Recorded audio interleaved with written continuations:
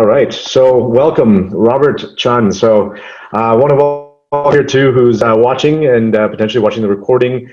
My name is Pankaj Raval. I am founder of Group, and we're a boutique transactional law firm, transactional and IP law firm in that's around the world. We're doing something new now for a while to really spread the wealth of knowledge that I've gained over the years, meaning and building my network with really interesting entrepreneurs and advisors over the years. So these weekly Facebook Live, YouTube Live events are hopefully going to provide a lot of value to people who listen or attend, because they're really here to provide some insight on how Carbon Law Group grew, how I've grown as an entrepreneur, starting out, with really knowing no one in LA and growing a business, a law firm. And our first guest is appropriately Robert Chun. Robert is someone I met probably maybe 8 years ago now, 9 years ago.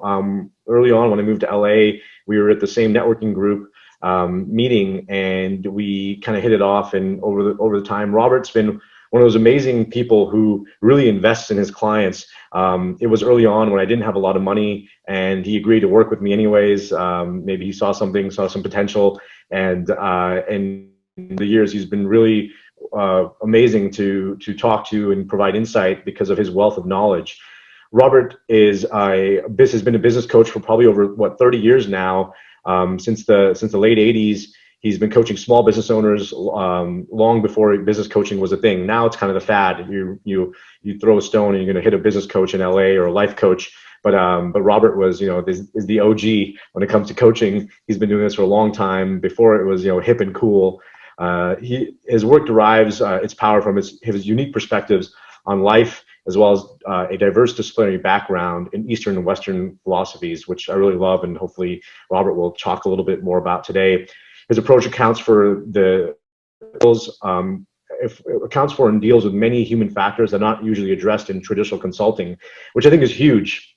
One reason why I've loved working with Robert is that he really brings a human element to entrepreneurship and business, which I think is so critical. You can't just look at the numbers, which Robert does. We spend a lot of time with numbers, but it's also how does that connect to people and your own aspirations. What do you want to achieve in life? Which I think has really helped me find balance in my career.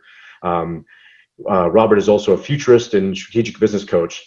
We're going to talk about more what a futurist means, but he has a lot of really interesting insights about what's in store, which I think is appropriate for the world we're living in today.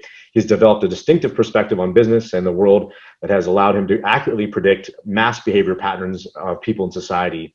His ability to accurately predict coming trends has helped clients strategically position themselves in the marketplace. In addition, his ability to prototype and restructure businesses has had his clients achieve maximum profitability in the short term while accommodating for growth and expansion in the long term. Born in Seoul, Korea, Robert has lived in Los Angeles now for over 40 years. So without further ado, Robert Chun, welcome. Thank you. Thank you very much. Thank you for a great intro. Yes. Yeah, it's been a long time. Yeah, it's been almost 9 years we've been working together. And you're right, I've been in business for 32 years. And I've seen LA change from what it was to what it is now. And it's been an amazing process. Now, Pankaj, you called me here to ask me for how I began on my businesses and entrepreneurship. So I will do a little bit of my background. I became what I am because I met my mentor, Stephen Gabriel, in '87. And he taught me the trade of corporate consulting. But given that I was such a young person at the time and didn't have any connection, all I could work with was small business. And Stephen got upset at me because I was working with small businesses, not large ones. And he asked me, what are you going to call this thing? Because it's not corporate consulting. I said, well, I work with a lot of businesses. I'm coaching them. I'm a business coach. And he said, there is no such thing. You won't be successful. Yeah. But he said, if you really want to do this, promise me you'll talk to 3 people every day. Explain this because it doesn't exist in the real world. So you got to share it with people. Don't sell, but share and see what happens. Well, I shared. And then my first client was a client that supposedly went to other consultants, spent a lot of money. came to me as last resort, but I helped her. I saved her business, and then she shared, and that's how my career began. And over 32 years, ended up working with about 1,600 businesses. We have locations in Los Angeles and Toronto. I have affiliates, RSE Business Alpha in Toronto, Business Training Pro in Toronto and LA, RSE Business Group, Level 4, and then also the business support services. So we've grown a bit, and people ask me, how come you have so many, affiliates? Well, a lot of affiliates goes away. I don't know them anymore. They do their own business. I built my own competition for a long time. But those that stayed in touch, they ended up moving because they fall in love. What ends up happening is like this. Robert, I gotta leave the firm. Why? Well, I'm in love. I'm going to Austin, Texas. Why?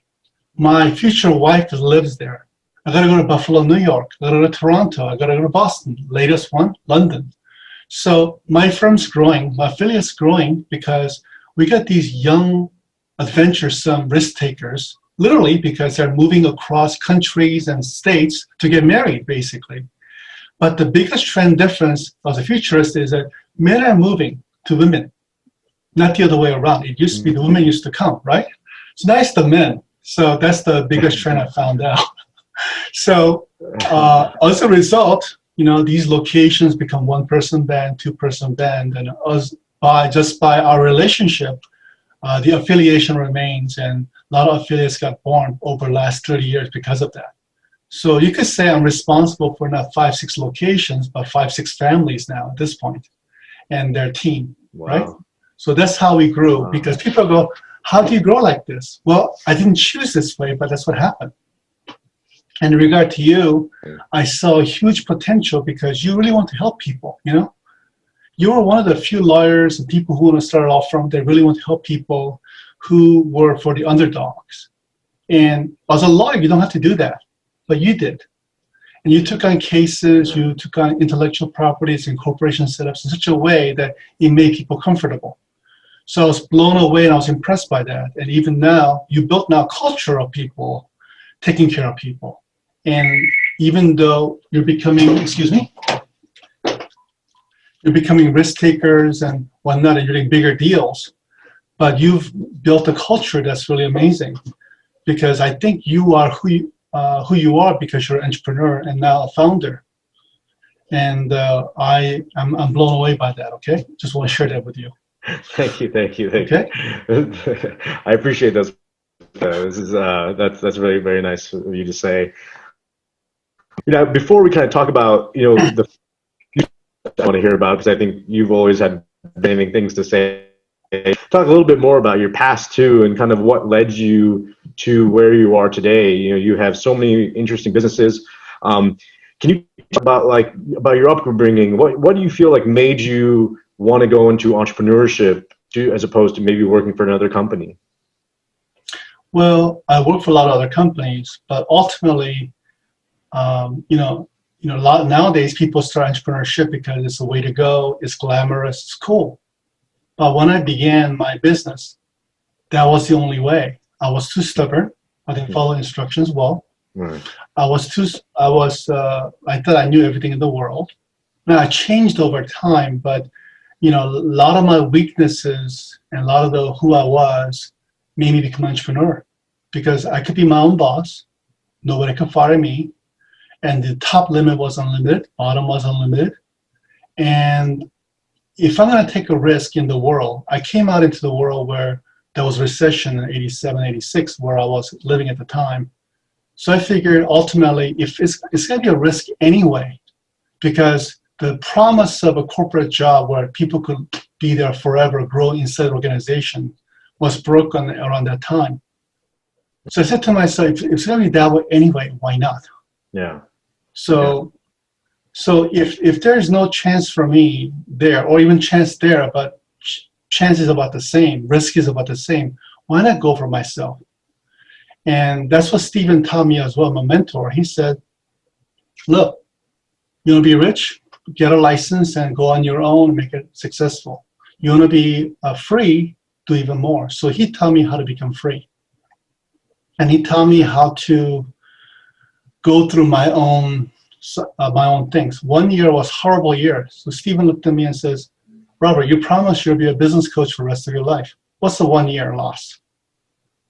He looked at me straight and said that when I was devastated. But I realized was true. And over the last 32 years, it's proven to be true. So one of the things that people are finding out is there's no more promise of a corporation that used to exist. And large corporations don't take care of its people anymore. It's the small business, medium business that work together and trust together to make things happen. So you ask me why? Well, mostly I would say because I had to. When I first began, I had a full-time job. This was my side hustle. Yeah. I did it for 2.5 years. I made more money doing this part-time than my full-time. Then I left. So I didn't take much risks. But at the same time, you have to understand why I became this way, because this was the most fulfilling job I ever had. When my clients won, when they beat the odds, I got an incredible high off that. And at a certain point, you get addicted to the highs and the lows too, I suppose. But it's been a process. So hopefully that answers the question. Absolutely. It's really interesting. I think there's a few things you mentioned in there that I wanted to kind of expand on a little bit. Is talking about you're using this kind of as a side. You kind of had this as a side job. You had your own job earning money, and I think that's something that oftentimes for entrepreneurs and new businesses, people have ideas, but maybe they have something called the golden handcuffs, where they have a job and they also have a family to support, and they said, oh, well, how am I ever going to kind of do this entrepreneurial venture that I want because I have an obligation to my family? I'm sure a lot of people deal with that. It's funny that you also mentioned that you started in a recession, and this was your best option. If given that there weren't many great options out there, this was going to the risk maybe was a little lower. And I felt actually the same way personally when I started my firm. I graduated in a recession, and ideally I would have worked for a big firm because that's what they teach you in law school. But this actually I've always learned, this forced me to kind of get into that a little sooner. So so it's interesting. I think the time we're living in right now, people may feel like, oh, it's very dire times, but actually this could be a breeding ground, a inflection point for a lot of entrepreneurs to come, because of the challenges and people are forced to innovate and adapt and think about different things. So, just talking about, that side hustle that you had, working the job, doing the things on the side, kind of realize that, well, first I want to know kind of how that was. And then when did you realize that, oh, now is the time to make that jump? What happened was, I had a job at UCLA, staff personnel. Vice Chancellor Enoch was head of that section. I was there for 2 years, and I began consulting coaching. And I worked evenings and weekends. So I would basically take a shower in the morning to go to the regular job, shower in the evening so I could go network and meet clients. So my evenings and weekends became my job. So I was working 40 hours a week in regular job. I was on time. I left exactly on time. I literally drove fast to my home to change so I could go to networking events, sometimes starting at 6 or 7:30. I got my DBA later on corporations. For 2.5 years, I worked full-time and a half. I worked about 65 hours per week, basically. So Saturday, Sunday, half day was my rest. That's how I began. But what ended up happening was 90% of the time was marketing, 10% was actual work. So the ratio was horrible. You put in a 10 and you get nothing. You put in 100, you get nothing. You put in 1,000, you get 1. But over time, what ended up happening, I put in 1,000 time effort, I'll get 100, 1,000, 1,000, 10,000. I started getting leveraging effect of all the months and days and years of things I put in.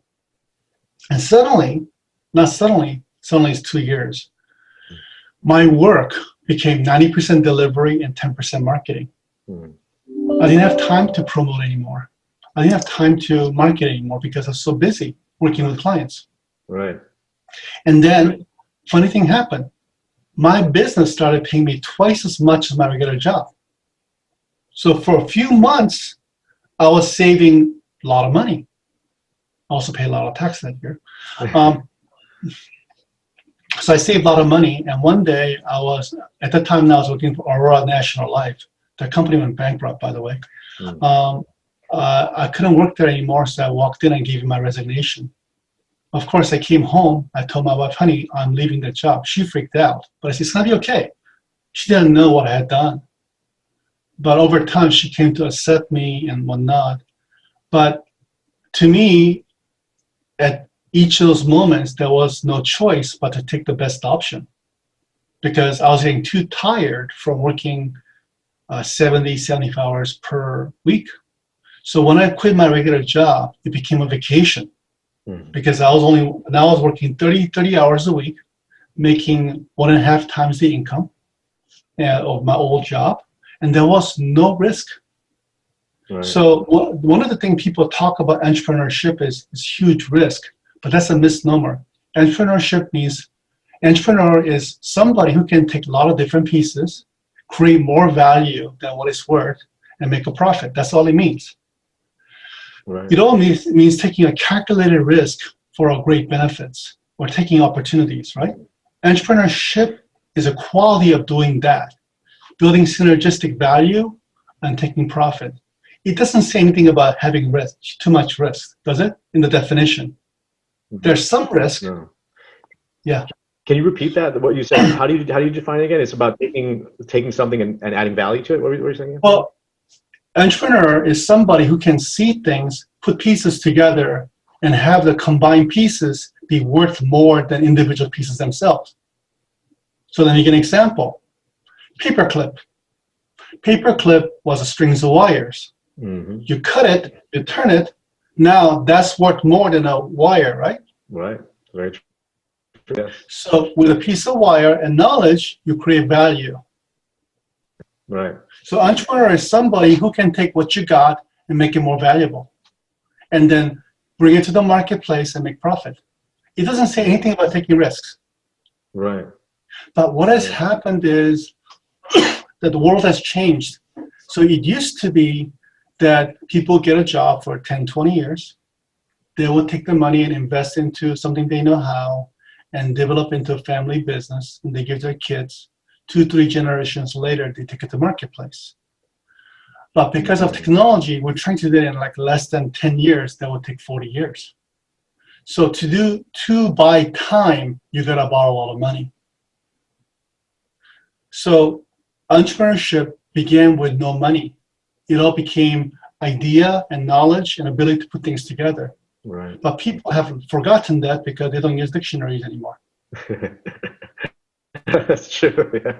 That's true. Yeah. Entrepreneurship means quality of the ability to put it all together and create value. That's all. Yeah.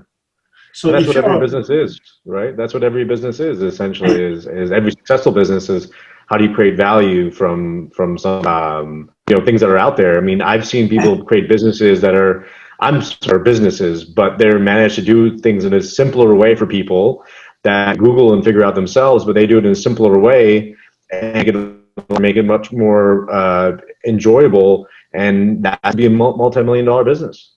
Right. And then now what has happened to you and why one of your firm is becoming so powerful and effective is you're able to discern. See, people have been now taught to take gambles, borrow your house money and bet it on a venture. So in the old days, it happens slowly, right? So if it's bad, you can walk off from it. But what people are doing is they're trying to do it faster, so they borrow money to do it faster, right? So they make a mistake, they lose $300,000, $500,000. They lose equivalent of 10, 20 years of development. Right. Because they're trying to do it faster. Right. So one of the benefit of Carbon Law Group is you're able to discern the risk taking and show whether or not this is worth it or not worth it. And then not only that, you protect people from other people want to take advantage of the hard work they do. So for that, I'm grateful. Yeah, because you're trying to Yeah. so much faster. I think you make a very good point, a very interesting point actually about how speed has actually increased risk, right? The desire for speed, I think, is correlated with the risk that people are taking on, and potentially, if people are willing to be more patient or persistent with their venture, then maybe they don't have to take on as much risk because they can slowly build it.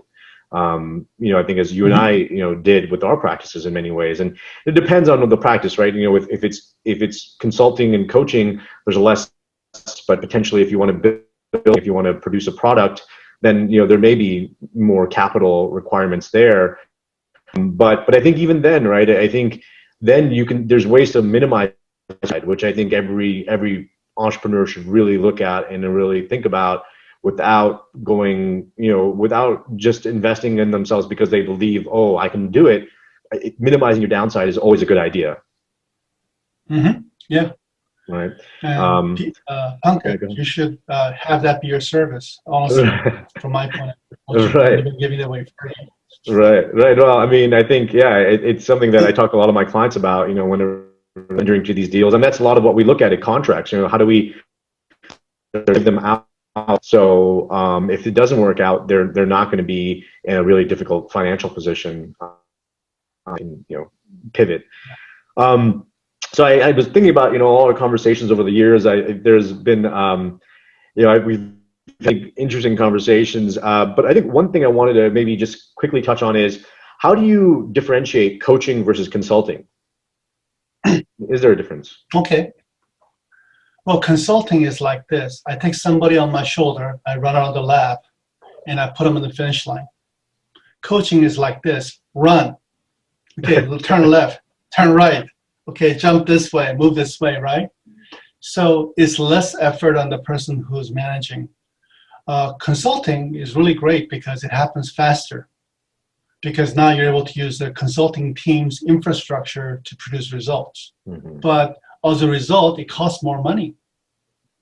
Coaching, on the other hand, it costs a lot less because the person is using their own infrastructure. So it's more like do-it-yourself versus having somebody build a house for you. Right. And then just to follow up on that, sorry, but I think just to follow up on that, how do you think about your services? It seems like it'd be a blend between coaching and consulting. How do you kind of position yourself in that spectrum? I like to think of myself as a business coach, but what ends up happening is people need more than me. And because I've been around so long, I use one of my clients or one of my former clients for the other parts. Mm. So they're getting a blend of consulting and coaching because now I'm able to go, John, he now needs this kind of a website that can do this and this. He now needs a Facebook video this way. And then I need or YouTube video this way. I need a landing page this way, right? So I can do the coaching part for both sides, the vendor and the service personnel and the actual client. Okay. So as a result, I can coordinate everything. So because I've been with so many clients over 32 years, collectively as a team, we processed over 1,600 businesses. So as a result, what people are getting is not coaching, but not consulting either, because now they're in control of the organizational structure itself. So what they end up getting is whole team. I see. Yeah. That makes sense. Oh, that's great. Okay. And so I want to kind of talk a little bit about, what you look for in, for all the entrepreneurs that you've worked with over the years, and maybe you can work with the different types of industries, how you've helped them. I want to know also, when you meet an entrepreneur now, after so many years of meeting so many different entrepreneurs, what do you feel like are some of the characteristics that will make someone versus those that don't make them end up, maybe they're not as successful as maybe they'd hoped they had been? So what will make them a good business owner, a good founder, a good client? Number one is they need to be coachable. They're willing to take input. Mm-hmm. Second is they need to willing to change and work with people. Because in the beginning, you need somebody who doesn't need external validation for what they do, because there's no agreement for their business to exist. So perfect founder in the beginning needs to be somebody who could be self-generative, self-motivated, but coachable. As the business goes on, that person needs to become somebody who can actually interact with people and keep promises really well. As the business goes on, they need to be able to not only deliver upon products, but manage and become somebody who can manage and supervise people. And the last but not least, when they become big enough, they need to be somebody able to trust and let things go. It's hard because when you start off with a business, you're living on top ramen Cheerios, but at the end, you have this huge enterprise, but it's so big you cannot manage it. So you got to give up management, and all you can do is set directions. You're no longer the engine, you're no longer the wheel, you're no longer the seats. You're simply steering wheel and a driver. Right. And it's really hard to be that, to set directions and drive, because you're so aware of everything you built over a decade or so. You know, so in the beginning, it's about being able to listen to what's there and actually put in things in place. At the end, it's about being willing to let it go.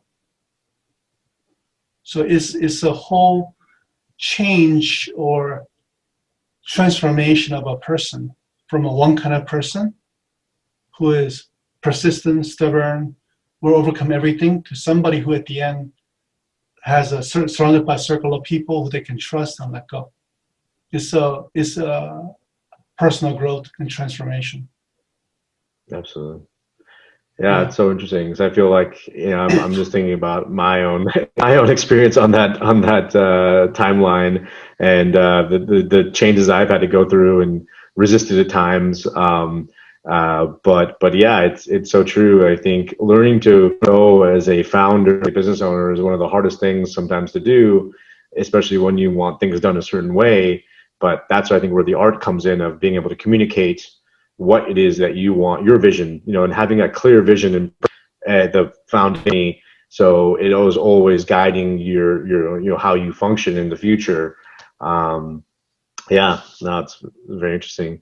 You know, is there any kind of, you know, anecdote or specific example of a client you've worked with that you came in, you kind of were able to identify what issue and then figure out how to grow? Like, were there little tweaks that you've made that made a huge difference for some of your? I can tell you a whole storyline from a nothing to small $450 million company. It took many, many years, but it was a husband and wife couple, and they made windows and doors. And they had a little factory in Las Vegas, and they were just barely getting by with a couple of people. And they brought me in, and they were willing to pay for my airline tickets to go there, stay there for 3 days, and advise them. And they pulled everything out of me, that's for sure, in 3 days. I would go visit them every so often. It was great. Vegas, gambling, food, and you get taken care of really well by this husband and wife couple. Yeah.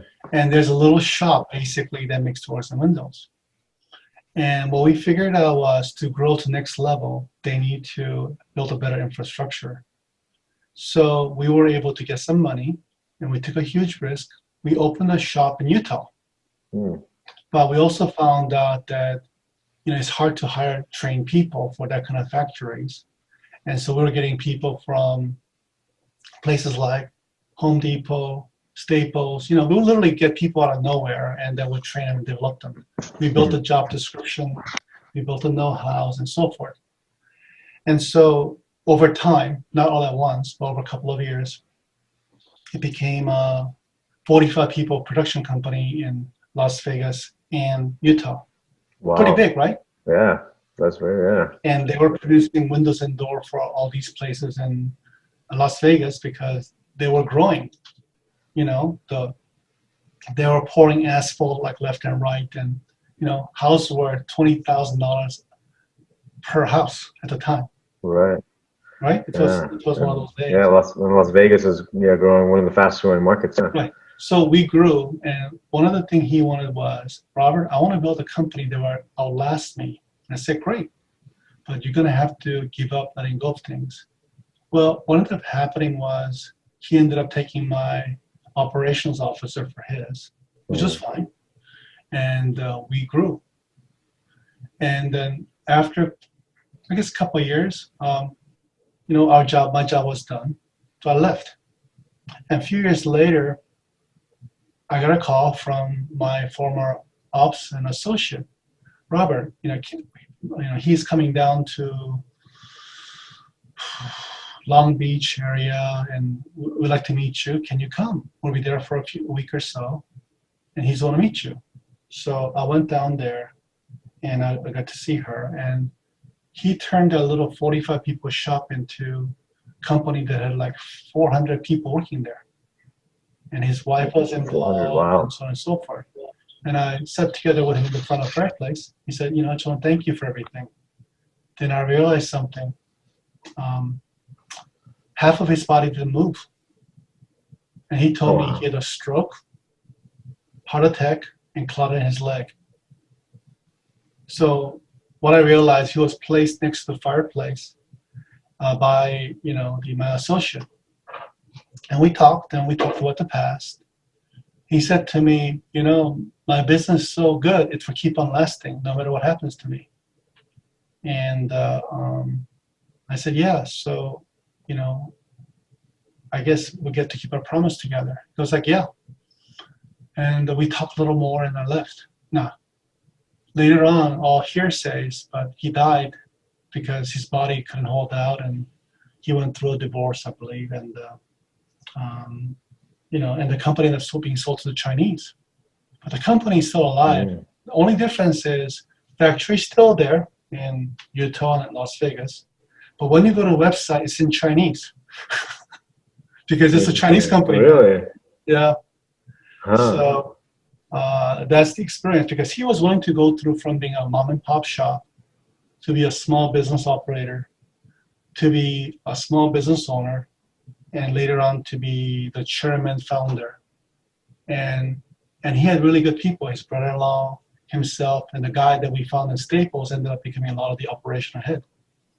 So, you're looking at decade of life, 12 years of life, I guess, something like that. But I found him to be one of the greatest founders because he found his way to evolve and change, and eventually build a firm that outlived him. So he's one of the two examples in my life in 32 years who became, to me, the most notable founder of his firm. Right. Yeah, because entrepreneur is ability to keep a promise to create the value, right? So he kept his promise. Mm-hmm. So I'm very, very proud of him. I'll miss him. Yeah, that's too bad. Yeah, I'm sorry to hear that. Years away, but wow, that's a legacy to leave behind, and the amount of people he's helped, the jobs he's created. I think oftentimes that's rewarding aspects of being an entrepreneur and founder is like you're employing other people, right? And you're helping people put a roof over their head, grow a company. I think that's extremely powerful, and I think in today's society we hear so much about founders worth of dollars, or whatever it might be, $100 million of founders. That would not be without the people that they work with. And I think those founders who look for the quick exit or quick money, at the sake of a team, will oftentimes not end up achieving what they really wanted to achieve, because I think you got to put first. So that's great. They're able to grow a company like that. Yeah, it's really hard, but it's rewarding. Yeah, absolutely. Challenging and rewarding. People are also sometimes the most challenging part of a company too, managing people. And actually, it's a good segue to kind of, since we've worked together, I'm very involved with Landmark. And now maybe a little bit about Landmark is and how that has influenced your work as a coach and consultant. what what does it do, and how can it make entrepreneurs or even people? Because I've done, I think, the initial seminar. I found it very, very fascinating. What Landmark is a company that's interested in developing human beings that can transform or improve the world. And what Landmark does, you put people through an intensive 3 days where they get to examine what is to a human being and have them become more present, more aware of their situations. And as a result, people let go of their limitations and learn to take a risk in a way that's not possible before and still produce results against the odds. So I found Landmark Education to be powerful. I don't think they do any courses for new people right now because of COVID, but if anybody could actually take courses in Landmark Education, course like the Forum or Advanced course, I recommend it highly, because you really get to see who we are as human beings, what made us who we are. And for me, it was a place that I grew up in. When I went to college at UC Davis and I was 21 and a half years old, a friend of mine went to the door and says, "Rob, you should take this course." "What is this?" "It's called a training and you should take it. It only takes $50 down." I said, "Hey, okay." Well, what he didn't tell me was the course cost $570 at the time. Ugh. So I ended up doing gardening and whatever to get the money and do it. And I did a lot of volunteering work. But, through talking, through learning, moving chairs, moving microphones, doing logistical work, learning how to share about the forum, you get trained in leadership, you get trained in management, you get trained in sales. And it's to me, one of the simplest way you can get all the training you want possible in dealing with people, because you meet all walks of people, and then you brush up against them, and it kind of rounds you out. So, yeah. If anybody can do it, I recommend it highly. I've been participating in it since I was 22 years old. So wow. That's 35 years of my life. 3 hours a week part-time, if you will, 2 hours a week, or been gone for 10 years from it. But the organization sticks around, so it's a great place to be. I recommend it highly. Yeah, no, I've done the seminar. That's the first three course. First course is called the Landmark Forum, 3 days. The forum. Yeah. Right. And yeah, even in that experience, I mean, I think the one main thing I took away from that I think is really valuable as a leader or boss or anyone who actually really working with, who's in relationships, which is all of us, right? With relationships, and humans are complicated people, and we're complicated, and it's about, like, I love what they talked about in terms of the stories in our head, right? People say things to us, the things that they say are just words, but we construct stories about those words that affect us in different ways. Which is really fascinating, right? Because I think, and I'm very much into like mindfulness and meditation. I feel that awareness, I think they're all connected to awareness in some ways, is so valuable in business, because people will say things in your company, right? Sometimes people are frustrated by something. Maybe you say something in a way, realize how it affects the other person, and all of a sudden that can create tension in your company. And people are going through things too, right? We don't always know what people are dealing with personally. So having that awareness and understanding everyone has stories is the same way that they're seeing the world through their own eyes is really, really valuable, and I think running a company effectively and communicating effectively. Yeah, because we're a human being, and by being a human being, we have flaws. And that flaws also allows us to connect with our people and compensate for our flaws. So we need each other. We may have different flaws, each of us, but together we're perfect, collectively speaking, right? So I think what happens in Landmark, you get to get in touch with your humanity. And over time, you get to have an incredible compassion for yourself, other people. And heroic journeys everybody's on, to be more, to make a difference, to matter, to reach and touch someone, right? But in ways that makes a difference. So you really get present to the whole panorama of things, and and you're able to see yourself in other people's shoes, and through communication, they can see in yours. It makes a huge difference. Yeah, yeah, absolutely. No, thank you. Yeah, thanks for sharing about that. Uh, and I wanted to talk a little bit about kind of the times we're living in now and the unique, time and coronavirus. Um, like, how have you seen that affect your clients' business? The people that you're now, what are some unique challenges that people are facing, and how have you maybe helped them or guide them or provide some insight on maybe how to deal with the present moment, but also talking also about the future, because I know, we talked about you being a future and what's in store. Okay, I'll answer the last question first. So if you Sure. look at history, every 500 years, our civilization changed. The center of our civilization used to be God. Then it became science. And right now, it looks like center of our universe is chaos. But the prediction is that center of our universe will be advancement and transformation. Okay? So after coronavirus, there'll be new technology, new metals, new way of beings that's going to come up that's going to advance all of our humanity. Now, this coronavirus is nothing new. We're in competition with bacteria, virus, and disease. We're humanity, right? Every 100 years, we have this kind of a pandemic. Spanish flu, bubonic plague. Nowadays, squirrels across the world has bubonic plague. You have antigens against bubonic plague because we're the ones that survived.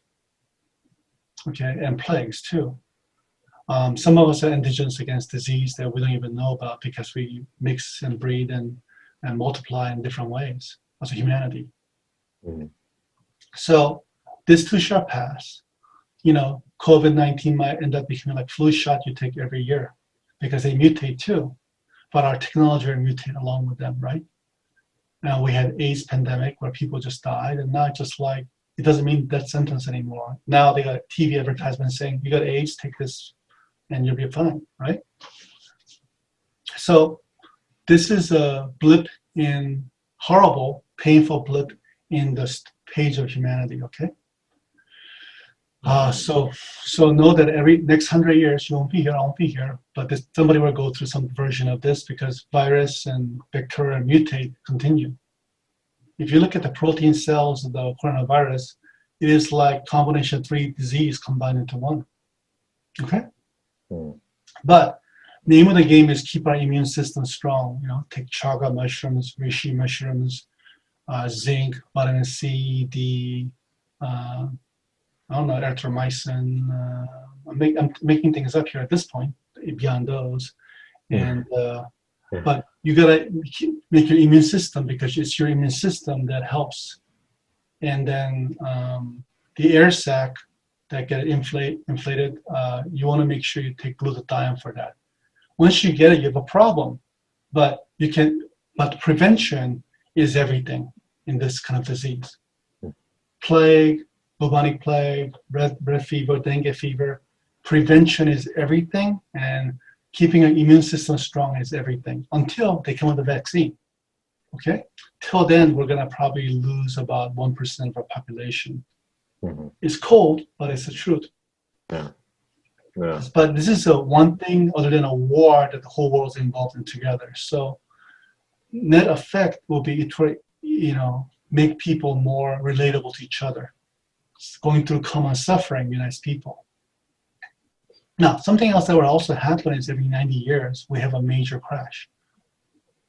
22 years is a season of financial cycle. 45 years season for fiat currencies. So probably December, January of this year, we're going to have some form of a crash. 30, 40, 50, even 60% crash in the stock market. We'll probably have issues with commercial real estate and home real estate because it's all patterns. It's not personal. We live in a giant ecosystem of finance and economy and nature. So as a humanity, We've been doing this for a long time, at least recorded 700 years. So if you're a futurist, you get to learn about the past.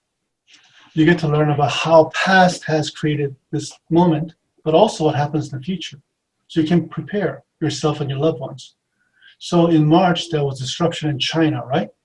We have a storage tank of food and supplies for 6 to 7 months, right? Mm-hmm. Now China is producing, Europe is producing, but based upon the data, September, there'll be shortage of a few things here and there because truck parts will be missing and things like that, but it will happen on a larger scale. So being a futurist means knowing the past, knowing the patterns, and predicting things. Mm-hmm. Mm-hmm. So people are figuring out the Zoom is the way to go, or teleconference way to go. Large companies going to build softwares that's going to require less and less space now. So you're going to see change in commercial real estate and loans. And you'll see changes in banks because they want to hold onto their money. And then you will see what happens to people who hasn't paid their rent for a while. Now, banks are supposed to put all the money in the bank, but they haven't actually said so. So you will see a lot of changes happening in the next 6 months. So as a futurist, our job is to know the past, informed by that, and have it predict the future and prepare for that. Mm-hmm. So a lot of my clients are buying a lot of puts. They're paying their mortgages down. They're paying their credit cards down. We're about to enter into economic winter, which will last about 2.53 years. Mm. And America is a very interesting country because the way it works is the pyramid. Right. So what happens is new people come in at the bottom and push them up. So when my dad came to America, he bought a fish and chip store from a Jewish guy. Now, Jewish people are not doctors, lawyers, and politicians, right? And recently, after 30 years, we got some Asians becoming more and more doctor, lawyers, and politicians, right? But you need somebody to come and push into the whole structure. We stopped immigration for about 5 years, 6 years now. So the impact of lack of personnel is going to show, which will create more personnel and then falling down the pyramid. So that's what we're dealing with as individuals. Do you see the predictable pattern? And then it makes a lot of sense, and I think history does repeat itself. I think that's definitely true. I think it's fascinating to me just because I hear a lot of it doesn't make sense that so many out of work, so many people are struggling, but yet the stock market's going up, right? Some of this is based on very little, right? And it is kind of a house of cards in some ways that I think is a matter of time. But the question is, how long? It's right. The Federal Reserve prints money, and the bank corporation with good credit borrows money from banks, right? And they buy their own stocks back. So there's fewer stocks, and as a result, value goes up, right? And there's fewer stocks, less people owns it. And so to grow further, to get more money, Tesla and Apple is now dividing their stock, so it becomes reachable for regular people to buy. Right. But you see, the value is $1, right? Now you sell it for $2.25. At a certain point, unless you can actually make the value of the actual business go up to $2.25, it will come back down. Right. So that's what we're facing globally. Right. Because it's inflated dollar, inflated money. Inflated, that's too, right? I mean, looking at Tesla and Apple, Tesla is, going through, and I think it's based on, projections. I think people believe that, it will reach this amount, so they're buying at this amount, but, there's a lot of speculation, obviously, there is whether that's going to actually be the case. It's going to be interesting. Well, Tesla has gained by the people who speculate to go down. To short stock, you actually have to get access to the stock himself, right? Right. So a lot of people are shorting Tesla, but all of them ganging up together buys more stock in a short term, so it pushes stocks up. So those short stock people get squeezed. Right. And then what Tesla has done is, smart-wise, they figured out how to build better batteries and better cars and lower prices. Right. So Tesla is now fighting the short people by building infrastructure with their money. So they're really being smart. They're using the wind against them for them now. So, Right. it's interesting to see the battle. Yeah. It is very interesting. And yeah, I mean, I think it's a good story about entrepreneurship. I mean, I don't know if anyone's, if people haven't read Elon Musk's, book or biography, I think it's a really worthwhile read because it shows like, in terms of the path of an entrepreneur, almost broke, right? In 2008, 2009, I think he was almost, had to declare bankruptcy. I mean, he had no money left for Tesla and what he had to go through and, his perseverance to build that company into what it is today. People don't see what that takes, but very, very impressive that what he was able to build. I believe, and a lot of people obviously have issues with him, but that's fine. But I think just objectively, what the risk he took on himself and he took with his own money to prop up that company, shows his ability as a business person, an entrepreneur. Yeah. Yeah, ability to take a project that requires effort and keep a promise. Right. So, Pankaj, what's his promise he's trying to keep?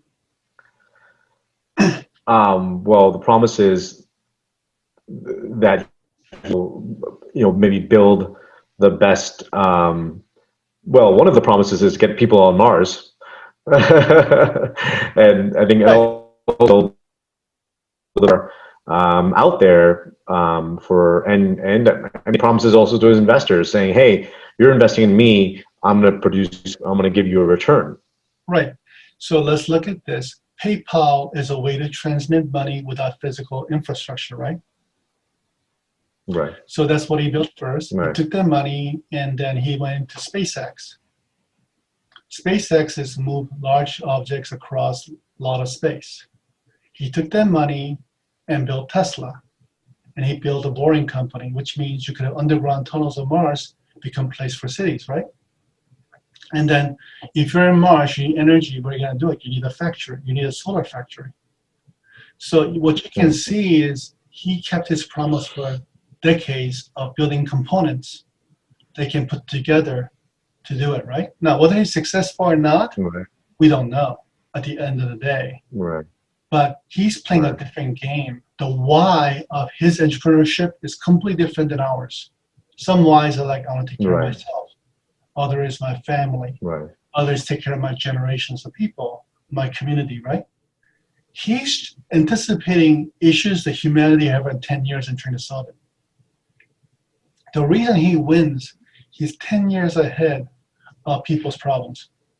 He's not fixing today's problem. He's fixing problem 10 years from now. Right. That's why he's able to win. Yeah. Yeah.